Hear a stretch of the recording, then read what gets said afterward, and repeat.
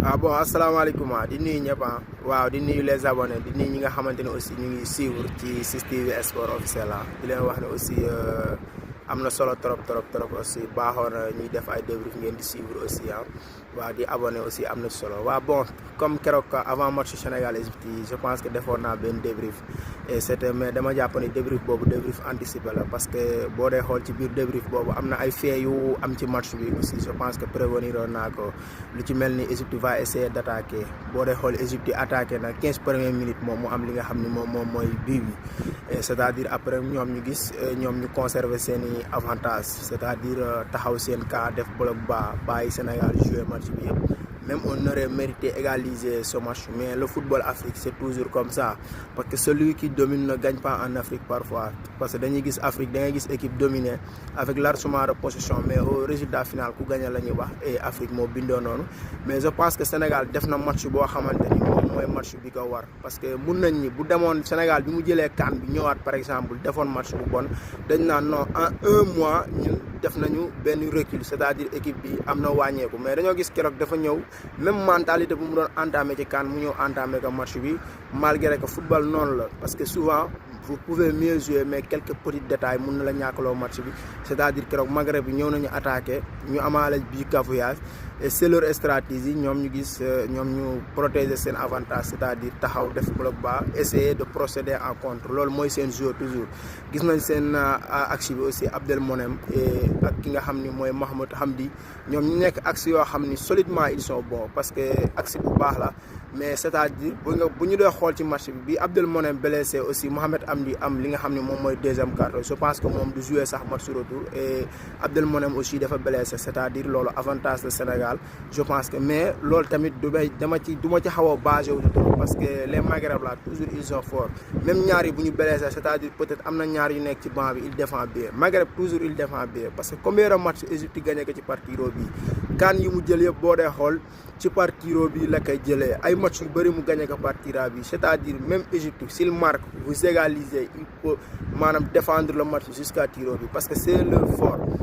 Maintenant ce qui reste c'est que les Sénégalais waruñu mun a am benn mentalité boo xamante ni dañuy inquiété wu non parce que c'est simple c'est un double confrontation parce que match bi nañ ko génne ci par exemple ci contexte CAN bi non dañ ko fay génne parce que lan la match qualification coupe du monde aller retour la et aller retour lan la c'est ki nga xam ni moom mooy ëppale bi moom mooy qualifié parce que on n'a pas vu pas mal de matchs ici à Ligue des Champions ay remontées Liverpool l'a fait sur Jürgen Klopp Barcelone l'a fait sur Luis Enrique Bayern de Guardiola def na ko ki nga xam ni moom mooy Porto Milan Liverpool ici 3-0 premier mi-temps deuxième mi-temps 3-3 tiro bi Liverpool gagné gis nañ fa ay situation yu bëri Sénégal dafa war a am mentalité boobu noonu alors que dañuy dem chercher 2 ou 3 bi man mentalité boobu laa gëm parce que c'est une double confrontation parce que aujourd'hui mun naa ne aller bi munoon na nekk Sénégal gagné par exemple 3-0 mu dem fee ne Égypte gagné que 2-0 kan mooy qualifié c'est le Sénégal qui va se qualifier parce que lan la c'est une double confrontation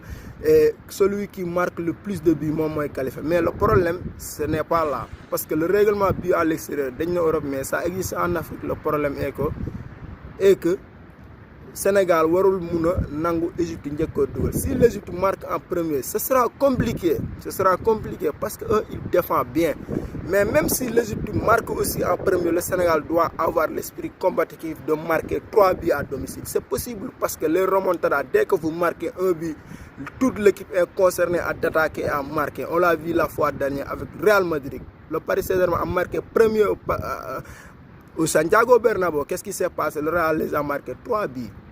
C'est ça cette mentalité-là que je veux l'équipe du Sénégal a de cette rencontre-là contre l'Égypte. C'est possible parce que nous sommes à domicile. On doit marquer vite. Même si ils marquent en première, nous devons avoir l'esprit qu'on va marquer 3 buts pour se qualifier. C'est le football, il faut avoir la mentalité. Mais les Sénégalais, nous, si nous avons dit match bi aller bi non Égypte gagne non c'est une double confrontation qui ëpp le bi moom mooy qualifié nous on est chez nous supporters yi ñu ngi à Diamniadio boy je pense que yéen doo leen taxaw ci stade bi xanaa ngeen croiser les bras yuuxu leen santé hymne national yëngal stade bi na yëngu bu baax a baax parce que c'est un match très important pour notre histoire Égypte waru fi ñëw mu ñuy éliminer fii nii parce que nous avec l'Égypte c'est toujours très difficile. En 2006 on l'a vu, notre élimination à demi-finale, l'arbitre a tout gassé parce que Diomaye Kamara aurait pu mériter d'avoir une penalty. Au point on va marquer, mais c'est toujours comme ça avec les Maghreb, dañu nakare jouer. Mais le Sénégal dafa war a am mentalité boobu noonu. Je pense que tey jii nii ñu ngi wax ni pourquoi vous critiquez Saliou Ciss, mais les gars il faut être sérieux quand même. Le premier rôle d'un latéral, ce n'est pas d'attaquer mais c'est défendre. Mais le match passé, Saliou a bien défendu. Même Saliou, nous savons offensivement il est bon. D'accord, produire le bari offensif, mais Saliou défensivement il est bon. Tous les latéraux sénégalais défensivement ils sont bons, mais ils ont une difficulté sur le plan offensif. Je vais vous dire pourquoi ils ont une difficulté sur le plan offensif. Parce qu'on a une défense Sénégal, d'où là c'est 90 minutes. Nampalys Mendy du lase 90 minutes. Qu'est-ce qui manque? Nous avons un milieu de terrain offensif devant qui se percute, essayer de combiner avec ses excentrés. Au moins, les latéraux ils peuvent jël intervalle. Parce que si le milieu de terrain combine avec les latéraux, latéral adverse est obligé de coller les excentrés. Là, ce cas, sur le latéral, ils prendre largeur. Nous l'avons parce que je pense que j'étais dans une bus et je pense que le Sénégal a un problème milieu offensif, mais c'est un problème c'est visible, mais je pense que Gana Gueye aujourd'hui ce qu'il produit dans un terrain de football, mais c'est moins. Gana doit performer davantage parce que attention, parce que tey jii dafa am loo xam ni aussi foog ñu jëm ci bàyyi xel parce que joueur bi nga xam ni moom mooy Cheikhou Kouyaté, pourquoi on critique Cheikhou Kouyaté toujours il répond présent. Parce que match passé, même on a vu Cheikhou Kouyaté mu essayer de percuter am benn coup franc 30 mètres surface adversaire, mais Gana Gueye est-ce que gis ngeen ko mu percuter? Gana Gueye est-ce que ngeen gis ko mu bokk ci phase de jeu? Gana Gueye du bokk ci phase de construire, mais pour récupérer on a 4 défenseurs qui récupèrent bien. Nampalys Mendy il récupère tous les ballons, mais quelle est l'importance de Gana Gueye sur le terrain? Mais Gana Gueye doit performer davantage, aller de l'avant, essayer de marquer but. Parce que nan la koy marqué parfois sur les phases offensives dañuy gis ne attaquant yi bu ñuy daw laaj bal bi défenseur dañuy obligé topp leen. Dans ce cas passe retrait milieu terrain toujours ñoom ñoo koy dugal. Boy ñun ñëpp xam nañ loolu noonu. Milieu terrain Sénégal offensivement les deux là qui ce soit Kouyaté Gana Gueye ñoom dañoo war a produire offensivement pour ñoom ñuy mën a créer surnombre. C'est ça notre problème. À part ça il n'y a pas d'autre problème sur le but. Certes l'alignement de Koulibaly et Abdou Diallo c'est mauvais, mais le but même ce qu'on a vu dans le match, je n'aime pas entrer dans les polémiques, mais je pense que le but aurait pu être hors-jeu. Certes, sur les captures, on a vu que c'est hors-jeu, mais peut-être VAR bi bu fa ñëwoon mooy gën a leer parce que dans ce cas ñun dinañ gis mouvement bi parce que capture c'est figé day taxaw, mais si c'est le VAR on va voir mouvement bi nga xam ne moom lañ def nañ mën a identifier pour hors-jeu la war du hors-jeu, mais VAR bi intervenirul. Le match, on a bien joué le match.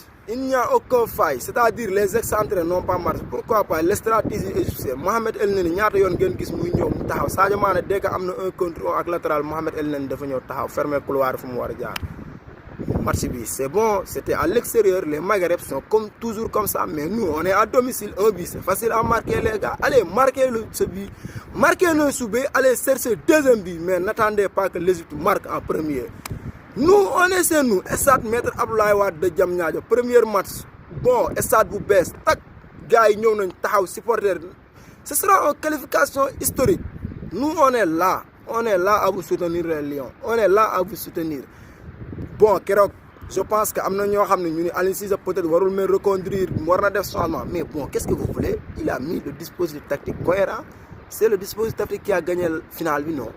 Dans ce cas, c'est le match retour qu'il va essayer de rectifier ça. Même les changements, peut-être c'est tardif, mais il y a des changements et des changements offensifs. Il y a le deuxième but, perdre le match 1-0, il perdre à 2-0. Les gars, il faut être intelligent. Il ne faut pas nous critiquer les coachs comme moi. J'attaque les coachs toujours, mais parfois, il faut accepter les circonstances. Mais bon, ce qui reste dans ce match-là, c'est que nous avons concentration à aller chercher cette victoire et nous marquer à but. Mais bon, du nuit, nous avons aussi.